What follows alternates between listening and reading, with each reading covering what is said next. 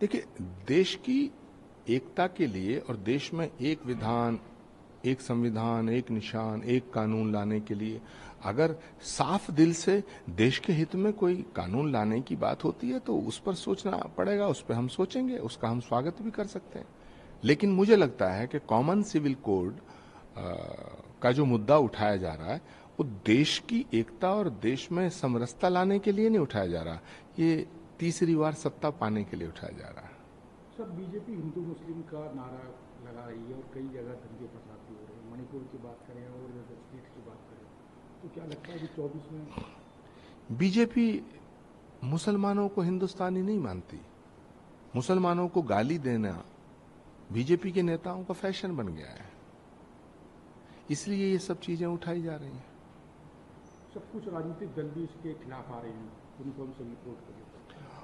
नहीं, uniform civil code का अभी मसौदा तैयार नहीं है, अभी प्रारूप तो तैयार है नहीं है। तो मुझे लगता है यूनिफॉर्म सिविल कोड का हौवा दिखा करके बीजेपी फिर 2024 का चुनाव जीतना चाहती है।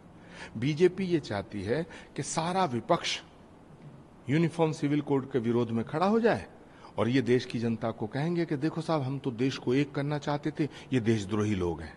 बीजेपी बहुत चालू पार्टी है, इसके चक्रव्यूह को समझना आसान नहीं है, बड़ा मुश्किल है। लेकिन अब क्या करें, देश इनके चक्रव्यूह में फंस गया। जनता क्या इस बार कुछ याद दिलाएगी? क्योंकि पिछली बार मुस्लिम वोटर्स को भी लुभाने के लिए इन्होंने कुछ चीजें लाई थी जिसमें काफी बवाल भी हुआ था। देखिए, ये मदारी की तरह डुगडुगी बजाते हैं, मदारी की तरह डुगडुगी बजाते हैं और देश की जनता को बंदर समझते हैं। अब 2024 में देश की जनता को फैसला करना है कि वो बंदर है या जागरूक मतदाता है जो इस देश का भविष्य तय करेगा। ये फैसला जनता को करना है और जनता जनार्दन होती है। सर, आपने ट्वीट किया जिसमें कहा है कि आम आदमी पार्टी ने कहा है कि दिल्ली और पंजाब छोड़ दो, अखिलेश ने कहा है उत्तर प्रदेश छोड़ दो, ममता बनर्जी कहती है बंगाल छोड़ दो। इससे क्या समझाना चाहते हैं सर आप? देखिए, मैंने कुछ नहीं कहा है, जो लोग कह रहे हैं मैंने वही बात को थोड़ा सा स्पष्ट करके कहने की कोशिश की है।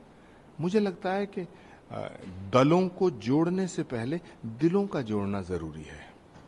अगर हम दिलों को नहीं जोड़ पाएंगे तो दलों को जोड़ने से कुछ नहीं होगा।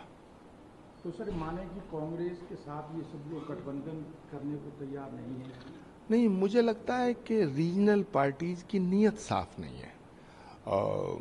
राज्यों के जितने भी बड़े नेता हैं हमारे, सभी हमारे बहुत ही प्रेमी हैं और सभी बहुत अच्छे बड़े कद्दावर नेता हैं। लेकिन मुझे लगता है कि उनका जो पहला उद्देश्य है वो मोदी को हटाना नहीं है, कांग्रेस को हटाना है। तो जिस तरीके से बीजेपी ने कहा था कि कांग्रेस मुक्त भारत, अब छोटे दल भी कह रहे हैं कांग्रेस मुक्त प्रदेश बनाना। अब बताइए, समाजवादी पार्टी कहेगी साहब यूपी छोड़ दो, आम आदमी पार्टी के नेताओं ने बोल ही दिया दिल्ली पंजाब छोड़ दो, केसीआर कहेंगे तेलंगाना छोड़ दो, स्टालिन कहेंगे तमिलनाडु छोड़ दो। तो कांग्रेस कहां जाए, कहां जाएगी? मुझे बताओ, ये विपक्षी एकता है या कांग्रेस मुक्त भारत का नया स्वरूप है? ये कोई नया फॉर्मूला है क्या? बीजेपी कहती है कांग्रेस मुक्त भारत बनाएंगे, कांग्रेस मुक्त भारत नहीं बन पाया।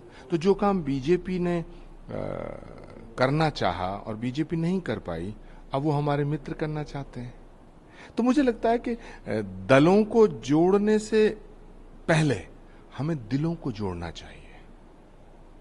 तो सर, किस बात का गठबंधन दिख रहा है आप लोगों को कि जब ऐसी ऐसी बातें की जाती हैं तो सर मन में कहीं ना कहीं खटास तो आती है? नहीं, हम तो चाहते हैं कि सारी विपक्षी पार्टियां एक जगह आएं और सब मिलकर के नरेंद्र मोदी जी की इस तानाशाही के खिलाफ लड़ाई लड़ें।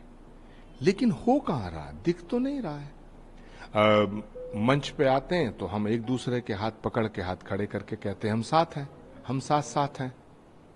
और जब हम ड्राइंग रूम में बैठे होते हैं तो कहते हैं साहब हमें कांग्रेस खत्म करनी है, कोई कहता हमें आम आदमी पार्टी खत्म करनी है, कोई कहता हमें समाजवादी पार्टी खत्म करनी है। एक दूसरे के ऊपर अधीर रंजन चौधरी कहते हैं कि ममता दीदी जो है वो बीजेपी की बी टीम है, ममता दीदी कहती हैं अधीर रंजन चौधरी बीजेपी के दलाल हैं। तो ये सब क्या हो रहा है? ये तो मुझे लगता है रायता बिखरा हुआ सा लगता है।